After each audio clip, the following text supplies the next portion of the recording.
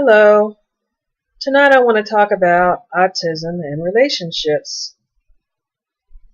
Falling in love with a man or woman is normal. However, for adults with autism, it can be hard to relate to other non-autistic people. I can say I appeared socially adept to dating people. I was awarded, for example, the Leadership Award in 2009 from Ivy Tech Community College. Also wanted to get involved in the community in about 2010. I wanted to get involved and I enjoyed meeting people, so I appeared socially adept. However, I meant to tell you I did not start dating until I went to college. The first guy I met, most people considered him weird. I liked him. He was a gentleman and I could relate to him. Most of my friends suggested that I dump him. I could do better than that. My mother thought he was kind of strange, maybe slow. Of course, this was before I was even diagnosed that I had it. Every day when I was dating him, he called about 5 to 7 times a day. Finally, my brother got on the phone and said, "Look, she's not interested. She doesn't like you anymore." And I told him to stop calling here, stop calling the house. And I heard he was very upset and he was in tears. What I heard some of his close friends were saying. He always talked about me and stuff like that as far as in a positive way he liked me and everything. So I dumped him. And that was from all that peer pressure. They said I could do better than that. And my brother also teased about me dating him. Years later, I reflect on it and realize that he might have had autism. I was dealing with, so I feel bad to this very day about it because I knew I could somehow relate to him.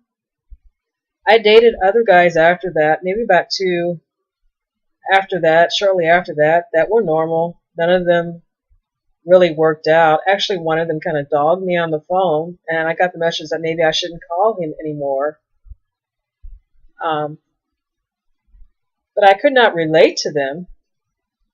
I felt comfortable being isolated from people for long periods of time and still do sometimes. I was always ready to go back home when I was dating and became bored easily. Just as I read in the article Autism and Love, the author explains how a lady got bored with dating very easily. The lady in the article that the author wrote about, she was on the spectrum. She was in social extracurricular activities. Also, she was in student government, cheerleading, and other extracurricular activities. Seemed to be socially connected, but never felt comfortable in that world. That's kind of me. As I said, I am socially connected to some extent, but I still have trouble reading nonverbal cues. I enjoy meeting people, have fun, but sometimes I still want to retreat to myself.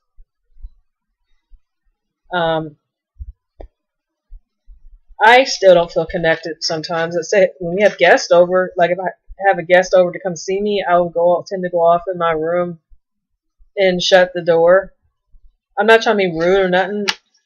I just kind of go off to myself. Also, according to the story, she inspired others with her precise wording. Just like in the story, she had her core friends. I am highly attuned to emotional needs sometimes, especially if they have autism. In the story, she was bored with dating. As I said earlier, I get bored with dating.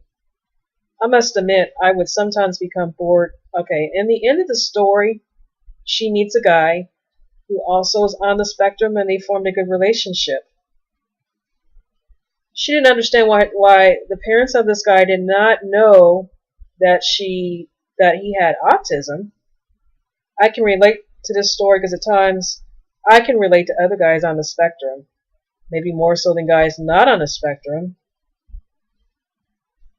I mean, this is an exception though. I'm interested in the guy right now who's not on the spectrum because I think he is cute, but I don't know how to approach him. That would be another story in itself on one of my topics on YouTube. All right, good night.